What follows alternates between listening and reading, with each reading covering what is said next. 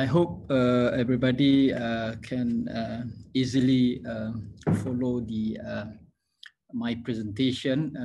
Slightly a bit change on the topic, but it be still related to the space-based technology, which is related to maritime activity, which has been practiced over the years in Malaysia. I'll be discussing this topic within 4 scope. First of all, I will introduce the space technology development in Malaysia since 26 years ago. Follow up by the user that has been optimized the advancement of the GNSS particularly, and some example of the establishment or even the initiative in optimizing the GNSS capability in Malaysia. And finally, the one that we are looking forward for the next 10 years implementation in space technology exploration, basically to improve our capability in terms of the adoption of the technology. Let me start with the first introduction on the space technology development in Malaysia. Anyhow, in terms of the development of the space technology, even though we a bit late to start in 1988, particularly focus on the adoption or the optimizing of the technology. But since the development is being tremendously improved for the last 10 years, now Malaysia improved into the single entity of the space technology ecosystem, merging 2 entities, which is encompass space agency and also the remote sensing agency, which is comprised downstream and upstream activity since 2019.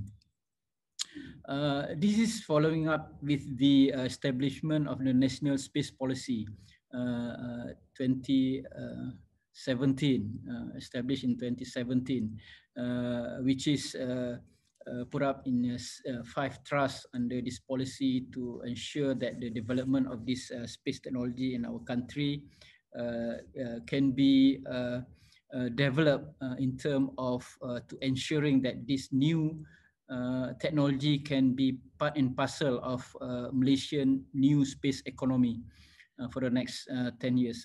Definitely the GNSS one of the entity that we are looking for, particularly in the Trust 2, the significant technology and infrastructure and application. So on top of that, we are also looking into how this GNSS can contribute into our new economy, particularly post COVID-19 that we are facing right now.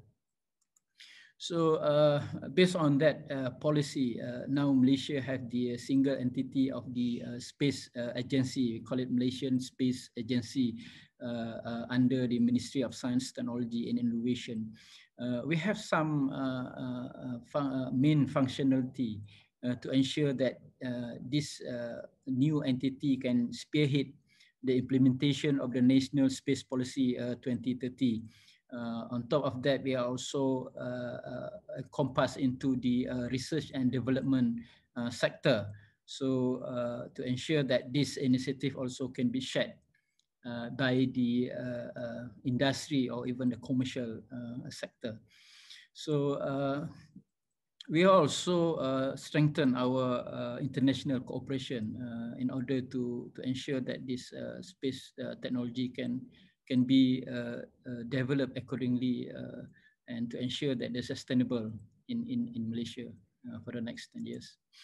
So as an engine to the development of the space, we are charting the bigger program, we call it the Malaysian Space Exploration 2030, encompass 4 clusters, which is most of them is it's been there in Malaysia for some times, and a few more cluster that we need to develop further together with the advancement of the technology.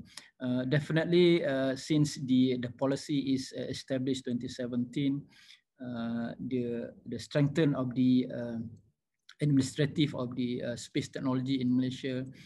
Also, we are setting up the Space Act last year, and still part and parcel of the implementation of the development of the space technology being listed down to ensure that the activity related to space, particularly the GNSS activity, can be supported or facilitate accordingly based on the demand and the requirement from the government and the public at large. We do have some infrastructure operate in our country, but it's not enough to us to ensure that the sustainable of the technology in Malaysia for the next 10 years. So we need to gear up to some point to ensure that the capability and also the adoption of the technology on the public at large can be groomed, and to some extent we can establish a few more new initiative way to optimize the space technology capability. So as I mentioned just now, at least right now we are running 3 major program: satellite development program, space industry roadmap, and also the Space Act. This is to facilitate the development, operationalization, and also the new invention in R&D of the space technology. In short, how space industry in Malaysia is going on right now. So you can see in the slide. Even though we do have 4 cluster: research and development, space-based manufacturing, ground-based manufacturing, also space-enabled product, but we yet to have a strong collaborator, and also we need to have initiate the new establishment, the startup company or even the industry in Malaysia, to ensure that the technology can be developed to meet the demand. You see, since the COVID-19 period, we struggle to some extent to ensure that this technology can be optimized in terms of the combating the COVID-19 itself, but also to ensure that the public at large can be facilitated accordingly. So a few satellite has been referred to Malaysia, but it's more towards to the communication and some satellite, remote sensing satellite. As I mentioned earlier on, new space economy is a new agenda for Malaysia. So this kind of approach, or even the initiative, it's been related to many of the major initiatives of Malaysia, particularly in terms of the Shared Prosperity Vision 2030. I think the recent one is the Malaysian digital economy. So where this all policy is much related to the development of the space technology, and also the adoption of the space technology in public at large. So this is quite crucial to us to ensure that the development of the GNSS also can facilitate us in the next future. So let me share, in Malaysia right now, there is a 4 sector in space technology that really take an action in the public at large.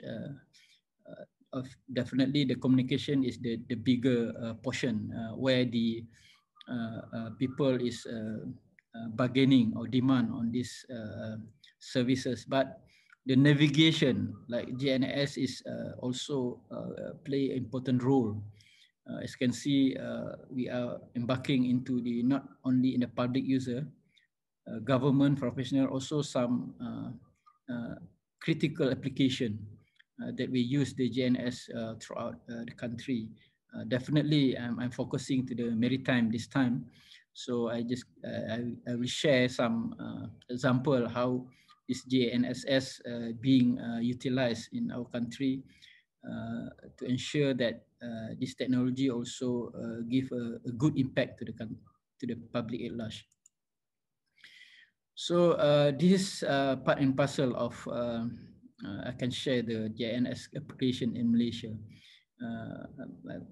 particularly in the geodetic and mapping user. Definitely is all over the world is using the GNS capability. So Malaysia is also doing the same. So it's led by the Department of Survey Malaysia. So the most related to us today is the navigation user in the marine sector. So we do have some application and also the strategic operation using the navigation, particularly on the automatic vessel identification system. Aviation sector still enrich some capability. Land navigator, we are also improving. You can see that the many application has been developed lately, and the final one is the precise time user. So let me share some experience in Malaysia. So my RT Canet is the one is a main player in our country, definitely in land services by Department of Survey and Mapping Malaysia. So this is the thing that we to some extent we need to improve further. Even though now we are encroaching into the centimeter or millimeter accuracy, but still we have a room for improvement, particularly when there is a demand from the user or public at large to utilize this. At the moment, these services being subscribed through the department. So another function is to ensure that the real-time positioning being utilized and as accurate as we can. So the next is the what we call it the SYSPELSA MSK DGNS.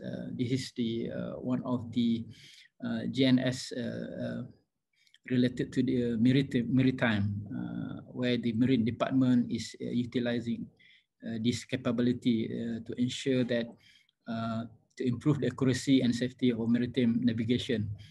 Even though now they increased to 1 to 3 meter reduction to ensure to reduce the incident within the our Marine Department territory.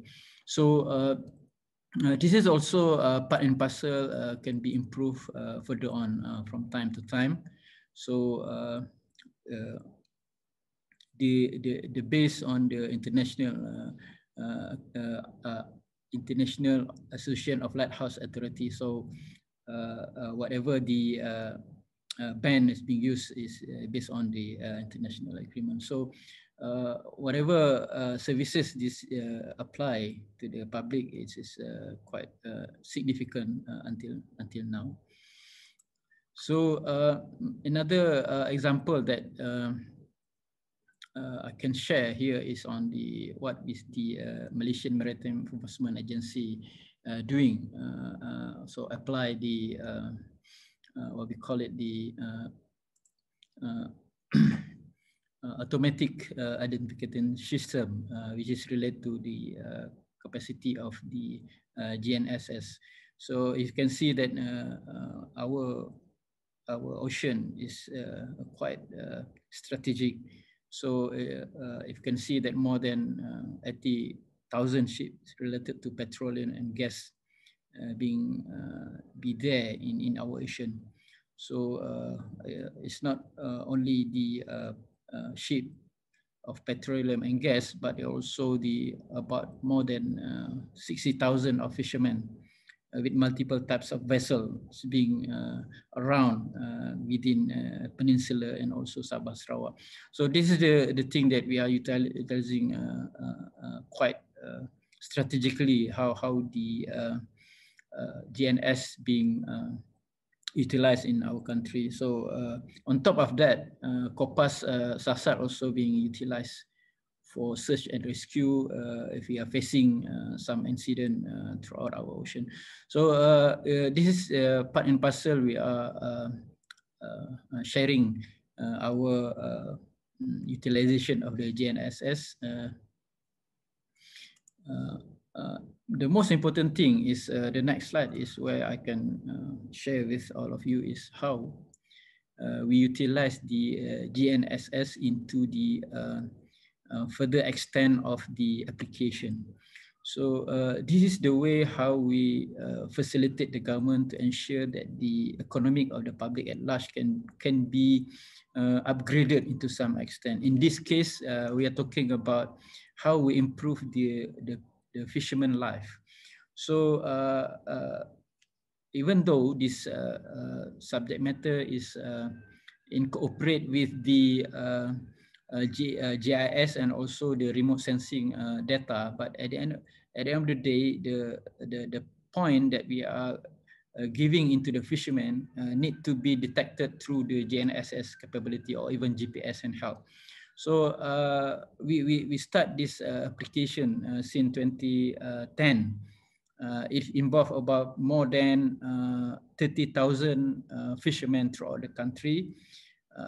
It's more than 751 vessels. And also the impact is quite huge. We share this information with the fishermen daily based on the processing, and we post this through the online mechanism, and the fishermen or even the vessel can pick up the point and utilize the GPS and GNS to be in the correct position to catch the fish. So it improves the yields up to 50%. So this is quite a significant application to the government. So how we introduce the mix of space technology capability, remote sensing, GIS, and also the GNSS. So therefore, for the last 2 years, we managed to reserve at least 56 ton metric the yields of fish. So this is quite significant to the country, and we will continue to develop this. It's not only in terms of the accuracy, but also how we can develop the further application which relate to GNSS itself. So this is the quite motivation to us to improve this. The information is not only being utilized or optimized by the fishermen, but it also can be utilized by the MEA or Maritime Enforcement Agency to ensure that the ocean can be safely guarded accordingly. So I think I come to the last slide. This is the way forward. We are thinking of try to improve the GNS technology development and its application, particularly to improve the space-based augmentation system. And also we want to focus in certain disaster management. So even though previously we have some a good mechanism to monitor the disaster, but I think GNSS technology can improve further in terms of the detection, mitigation, or even some monitoring, particularly on the oil spill issues. So Malaysia facing this currently quite intensive disaster on the oil spill. So we are promoting this GNSS to be part and parcel of the disaster management. And secondly, to support the Malaysian Digital Economy Initiative and some other policy through the focus into the high volume device which relate to the GNSS device can be manufactured in large quantity to serve the demand, particularly in the consumer sector. So this is, I think, we are going to embark in a quite intensive way for the next 10 years, because we need to improve the life of the public sector, public at large, in terms of the adoption of the technology itself. So not to forget, we are also looking into the safety and liability critical device. So to ensure that the device is can be referred as a standard, international standard, in a specific to be utilized in a specific solution. So finally, of course, we also need to high accuracy device to ensure that the reading and the positioning or the timing can be as accurate as enough to us to serve the demand by the public at large. So in general, we are looking very much into the good development, and also related to some commercial entity in terms of the GNS development in Malaysia. I think with that, thank you very much.